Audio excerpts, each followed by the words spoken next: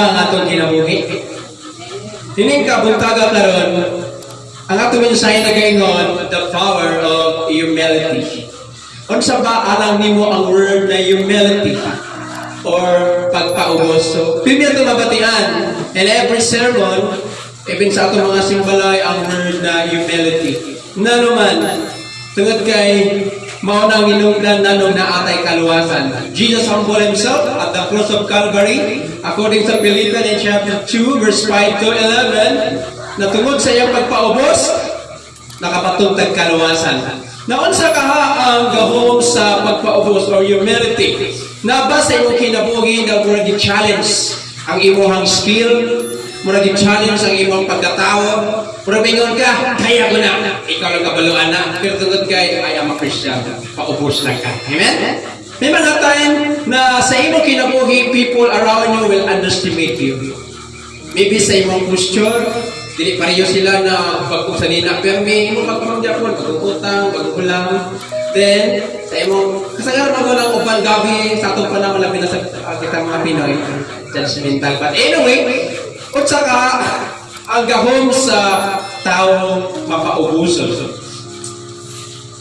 Humility is one of the most powerful virtue we can cultivate. So may katag virtue, it means character or attitude na dapat nato i-develop. Cultivate means to develop o ato ang tagaan o pagtagad. Amen? Are you there? And it is also one of the hardest to practice. Sa yun kaya mabatihan ang word na humility.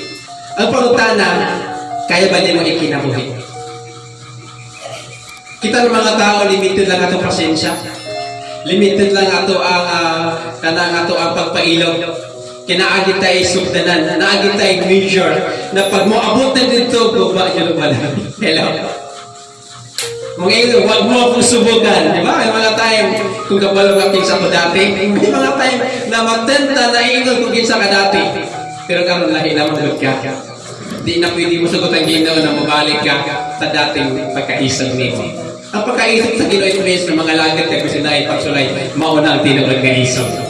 Amen? It's also one of the hardest to practice. Pero si Jesus, kung makita natin kung kinsa saan, we know that Jesus, gikan sa iyong pagkatawo, gikan sa prophecy sa iyaha, na nakahibalota na King of Kings, God of God, and Lord of Lord, na tao lang taon sa manger, sa mga manger. Paksungan, kanas lagi ko sa mga mananap. Tungod, pag-abot niya up that time, wala na ikan ng in o balay na dapat niya dayunan. So, available na lang sa atong manuluwas o sa kapasungan. Para ikaw o ako, iyang mahatagan o panilungan. Mauni kinapuhi balay na napusan. Na itulo lamang ka mga gahom ang taong mapaubsanan. Hello? Now, maampa ko sa verse 7, although gibasa ko rin niya sa ato ang scripture reader, sa 1 Peter chapter 5, verses 5 to 7. Now, in verse 7, itugyan nga to kaniya ang inyong tanang kabalaga, kay siya nag-atiman kaniya. So, kung sa connection sa humility. Now, bago niabot ang verse 7, mapunta yun ang verse 5. Now, number 1, the first power of humility kay malipay ang Diyos, mahimuot ang Diyos sa mga taong kapaubos. Bisag kita daw in Romans chapter 12, ingon ang Bible in verse 17, verse 19, ayaw magpanimalos. Ingon sa verse 20, pakanaw di gutom, bisan imong kaaway, huwag sa balay, pakana, painuma. Because that is the character of the humble person. Amen? Ingon ang ganina is hardest to practice kung wala ang Ginoo. Kaya kung wala ang Ginoo, dili mo kaya makapailaw. Amen ba? Labi na ako na kay partner, sa iyo pa lang, di ba? Sa iyo pa lang, nangasaba na. Pero kung na ang Ginoo, kaya ni mo, sakto na magpailaw. Kung sa kaha sa pagpangalaga. Number 1, the first power of humility is, in verse 7, God cares for the humble. Kung mapaubsanan ka, tanang pag-anihan sa Ginoo na sa iyo. Kaya mismo siya, ipamatunan sa Kalbaryo. Amen? Kanyang gikusto ng iyang authority, kanyang gikulata sa Talang pagdamala siya, talang pagdamay, makaingon pa siya, Father, forgive him. For they don't know what they do. Kita ka. Kung naata sa estado o sa ato ang kaintangan, na bisan pa grabe mga pagsulay, pero makaya ni mo pagpaubos, kinagsaan man Ginoo, itugyan nga ito kaniya ang tanan kabalaga. Then the Bible say, kay siya man nagatiman sa inyo lang. The first power of the humble person, God cares for you. Atiman ka sa Ginoo. Nanuman, kay parehang mo patasan. At mo atiman ng Ginoo, malipay ang Ginoo sa taong nagpaubos. Hello. Kaya ba natin magpaubos? Lami kayo mo tubag sa dihang makamatitang istorya ng Tinoo, di ba? Tama ba? May panahon na manginig ka dayon, sa panahon na mag-strong ka, kaya mga di magandang tinuhod. Pero kung isalig mo sa Ginoo, kaya nag-atiman man siya, mukhang maganda siya, muiko. Pag dili tinuhod, ang gisulti sa imo, bumalik sa nagsulti. Kaya mo sa Bible, God cares for you. Kaya pala ang Ginoo sa detail, kung unsa gyud ang nahitabo. Kung imo kanimo, praise the Lord, Lord, help me to have a forgiving heart. Ano man, once na magdumot ka, once na masilag ka, dili mo lihap kang Ginoo. Kaya dili man yan napatasan. God is a humble God. Amen? Nabisan pa, namatay sa konti mo sa pwede. Ikaw ang Hel, ikaw ang Michael, ikaw mamatay sa kuwabi. Sakit-sakit rin ang unalan ko. Siya mismo ang nangunay. Because ipakita niya kung saan tawag na humility. Kaya naasay cares.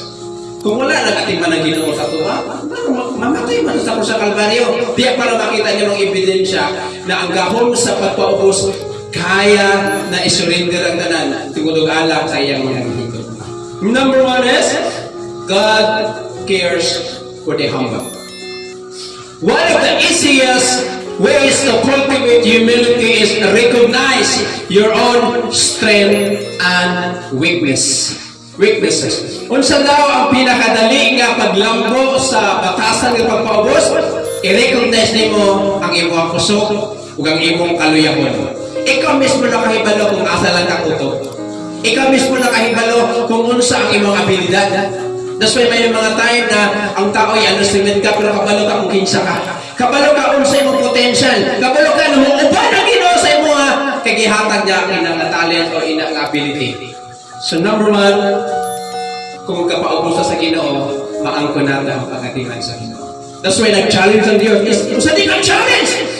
Taliwala sa hanggang sa imong situation na itugyan ka to kaniya. Tingka na kay abilidad, na kay nusmilahan, na kay skill, na kay ability. Kaya niyo man himon. Pero ang pinakanindot, imo pa sa Proverbs in chapter 3, verse 5 and 6, commit thy way unto the Lord, and He will direct your path.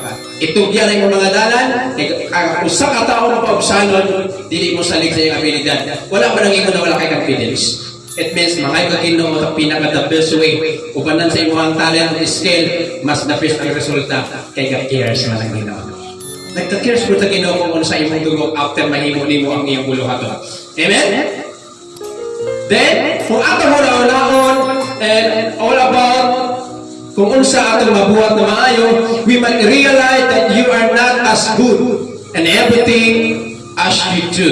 Kung naakay, gitawag ato na humility, tanang ibuhat nimo, di ka makaingon na the best na kay ako na muna. Ako ginagi-trainingan, ispilahan dyan ako na, igastuhan dyan ako na. Pero kung naakay humility, ngayon nagka-glory to God. Kung sa man ako nag-imok, tungkol sa grasya sa Ginoo. Amen? Imo gina-acknowledge ang gawag sa Ginoo. Kaya ang humble person, mutugyan sa iyang problema sa Ginoo. Hello? That is the promise. Sa itong panahon karon puno ta o buong ta. Di lang sa kwarta, kundi ko sa problema. And the only thing the Bible say, we must be humble. Ang tao na nagatugyan sa Ginoo, nag-acknowledge na siya na kung wala ang Ginoo, wala sa mahimo. That's why ginasurrender niya. Even a small matter o dako mga butang timong kinabuhi, ikaw nasayang ka, the Bible say, God cares for you. Amen? Walay rason na dapat mapalaka. Kaya nag-aatiman ng Ginoo sa tuwa. Ginagpalo sa Ginoo na tanan nato mga accomplishment, tanan mo na nabuhat, tanan mo na pagpalikamot, gikan na sa Ginoo. Gusto sa Ginoo ilhon mo siya sa tanan ni mong mga achievements imong kinabuhi, imong pamilya tungod na sa Ginoo. Kaya ang Ginoo nagaingon, God cares. Kung na may nagatiman mo kasi mong bana, imong asawa, kung yung timplahan ka kape, kung naingon na anak, sana all, at kung kaagyan na matimplahan kape, ngayon na ba akong partner, ako lang si timpla. Pero okay mo nang timplahan ka na, o ikaw mo timpla. Hello? Pero ang nag-aatimang yun, pinakanindot ang Ginoo. Pero kung nakay bana na yung asawa, ay hulag na lain ng ating anak, ay delikado. Dapat kung asawa ka, ating pala yung bana yun, daw si Mari lang, ating pala ka hindi ha. Magbasal ka. But anyway, ang pag-care, ato lang na matagap naman niya sa Ginoo. Kaya once na naatay pagtugyan sa Ginoo, kapil po nato ang pag-care sa itong partner. Hindi ka mo diman, hindi ka mayon, timplahin mo gabi, timplahan dyan ka. Na naman, kaya nagtugyan mo ka sa Ginoo. So mauna ang unang nagahong sa taong na ay pagpaubos, God cares for us. Number 2, in verse 5, sa second passage, ang Diyos mubatok sa mga mapahitason, apan sa mga mapaubsanon siya maghatag o grasya. Number 2, the second power of humility is God grant. Saan ang grant? Hatag. God grant grace to the humble. Or sa word na grace, it means favor. It means tabang. Pila ba ka nato na gigamit ang ubang tao na itabangan ka na wala maka nag-speak na tabangan. Tungod kayo nagpaubos ka sa Ginoo, padayon ka nagasalig sa iya, padayon ka nagakumit sa mga plano sa iya, may gamiton yun na ang Ginoo. Ano man, God give grace. Ang Ginoo muhatag pabor, muhatag promotion. Kapit akong katrabaho ka, kapaubos lang ka sa Ginoo, may mga time Ginoo mo reklamo ka, wala ko'y bugas, wala ko'y kwarta. Diyan sa simbalon, trabaho sa ko. Napagkasakit, kawan ng kwarta, kahit tambal, kurap kapot. So, pinaka-important mo kinabuhi na kung ang tanawan ang ingon sa verse 5, apan sa mga mapaubsanon, muhatag siya katawan. Sobra pa rin sa ayuda na ihatag niya. Ang ayuda sa Ginoo. Ang tabang sa Ginoo is not about financial lang. Sometimes, good health. Sometimes, tabang sa mga maayong mga higala na taliwala sa kalisod sa mga kinabuhi. Dili sa mubulag sa imuha, dito sa mudaot sa imuha. That is pabor sa Ginoo na sa. Pag-treasure, kung na kay buutan ng friend, buutan ng partner, kay grasya na sa Ginoo. Amen? Hello? Okay, mo tiyak. Kung nakakay grasya sa Ginoo, you have a power to do His will. Kung kapaubos ka, tagahan ka gahom sa Ginoo para mahimo niya ang iyang kamubuton. Pero kung ingon sa verse 5, ang Diyos mubatok sa mapahitason, ako na kundilo. Patingala lang ka, ang resulta nito sa Fridays, kaulawan. Pero kung magpaubos lang ka, gabi mga pagpapalidugo, gawa sa Ginoo o sa mga taong gamiton sa Ginoo. Kung naatay humble spirit, tagaan ka sa Ginoo gahom sa paghimo sa iyang taman, kabubuton. One of the easiest way to develop humility is to learn from the other mistake. Maka-learn ka sa mga mistakes sa uban na maingon na, kaya ko ni. Ihatag na ko rin tanan. Pagpala ko na kinanglan na, doon nakahatag. Then ma-learn din mo na tinti-kwiti, muhatag ka sa wala sa iyo. Kamalatan na we need faith. But kailangan po nato na ihatag nato sa Ginoo kato mga buntag na naa sa tuwa. When Moises nangutana ang Ginoo sa iya, unsa ba ang naa sa imong kamot? Ni Moises bunan. Tungkod. So gigamit sa Ginoo ang ordinary nga butang to extraordinary. That means pangayoon sa Ginoo ang naara sa imong din makuha tag mistake sa mga tao na nagapalingkamot without the help of God. Then na-failure sila, na-fail sila silang kinabuhi. Pumagit na nato na kung magpaubos ka, i-acknowledge niyo pag wala ang Diyos, wala kay mahimo. Inay mong katupan. I-acknowledge ang Diyos. And we see someone else making a mistake, take note of it. And we can exalt our soul, God will humble us. Matthew 23 verse 12, ang nagapaubos, igapataas. Ang nagapataas, igapaubos. That means sometimes ay mong problema. Sometimes ay struggle yung gagian. Just humble. Pray and say, Lord, you are good. Pero kitaan sa Ginoo na ipinakay problema, di ka mo reklamo, di ka mo complain, di ka mo kayo, nanong restoran mo ko, anak man ko sa Ginoo, nanong ipasaltan mo ko, blah, blah, blah, blah, sa di mo reklamo ni mo. But if you humble yourself, like Job, himulang ka, glory to God, ang Ginoo nakahibol na sayon, maabot ang panahon na is-surprise ka sa Ginoo. Muhatag grasya ang Ginoo sa mga tao kapaubos. I-surprise ka na ma-shock yung ka ba? Wow! Grabe panalangin! Resulta natin mong pagpaubos o pagpadayon o pagpangalagad sa Ginoo.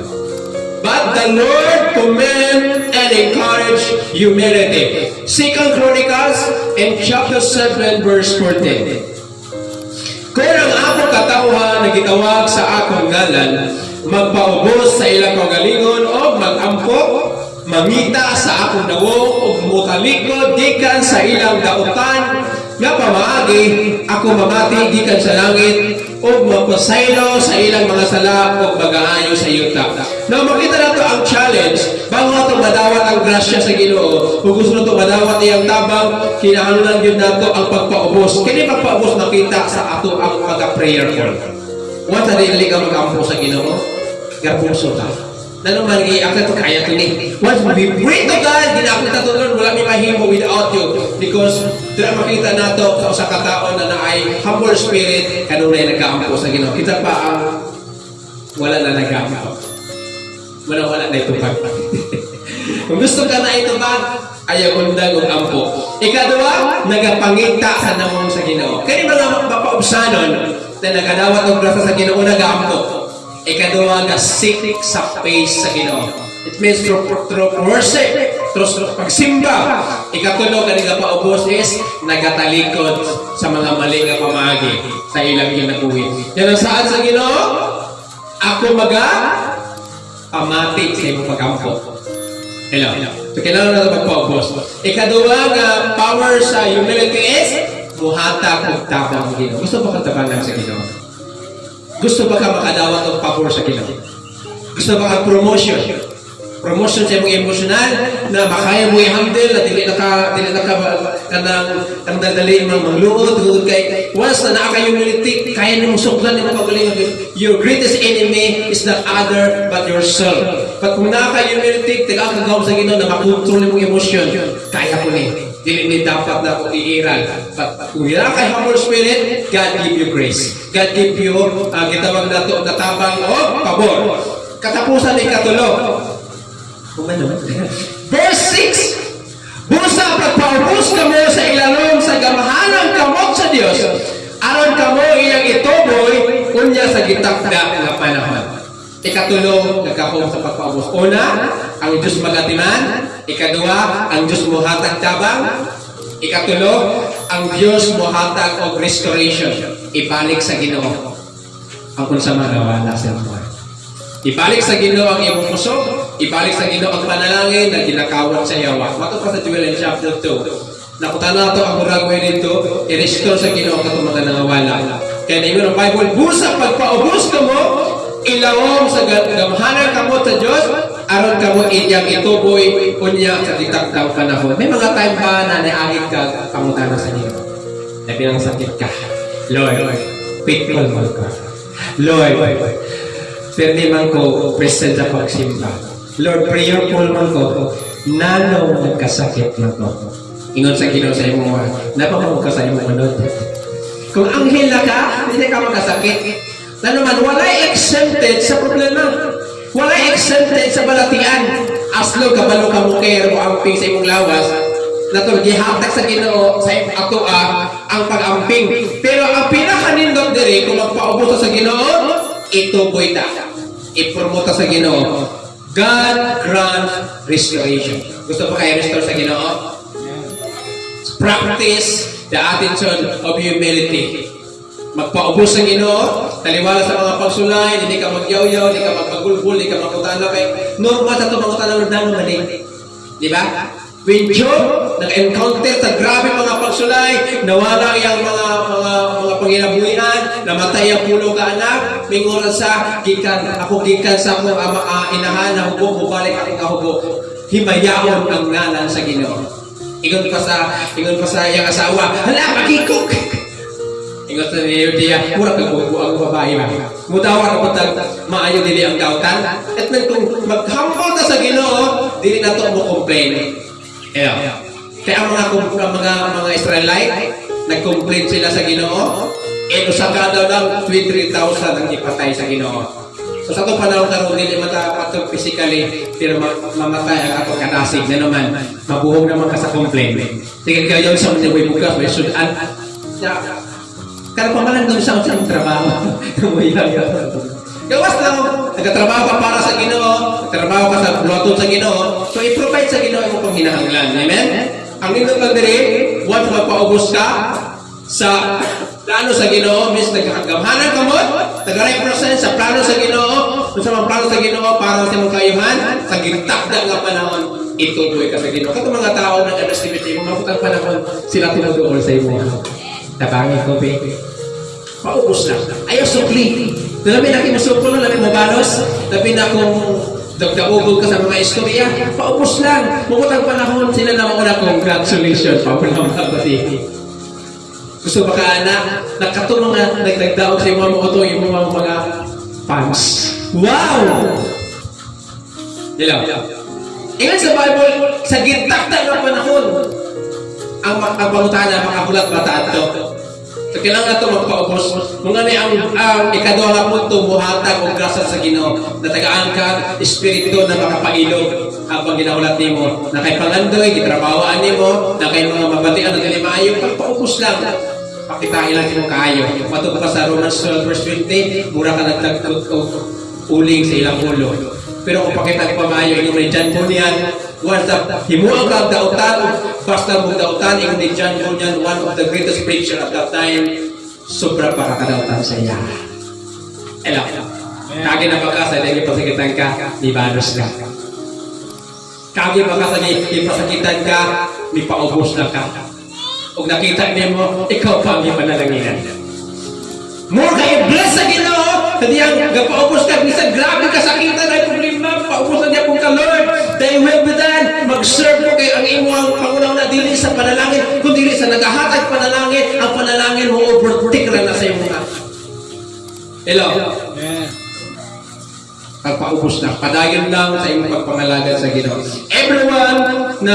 Everyone kinanglan yun, matutusapan, make a mistake, and we are not perfect, and sometimes we try the best way, but still going wrong. So, paningkamot man ta, sa ato magpaningkamot, but sometimes ma-failure kita kung wala ang Ginoo. Nanuman, kung ang tao na nag-acknowledge sa Ginoo sa iyang mahimo sa kinabuhi, ginaalaw niya sa marang plano sa Ginoo, ginaalaw niya sa marang mga gusto sa Ginoo sa iyaga, paubos siya, din sa usong na panumakayang kay, yes, i-promote ka sa Ginoo. Amen?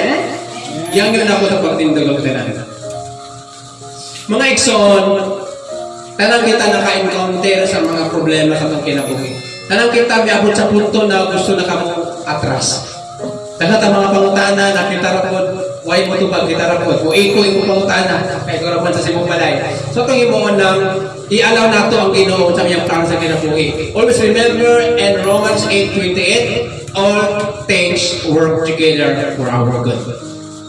Bad na ng imong situation karon, pero ang plano sa Ginoo is for your good. Atong imoon ng humble yourself. Matupad sa verse 7, itong kiyang tanan nimong kabuhaton sa Ginoo. Kaya ang Ginoo nagakahingawa, nagaatiman sa atuwa.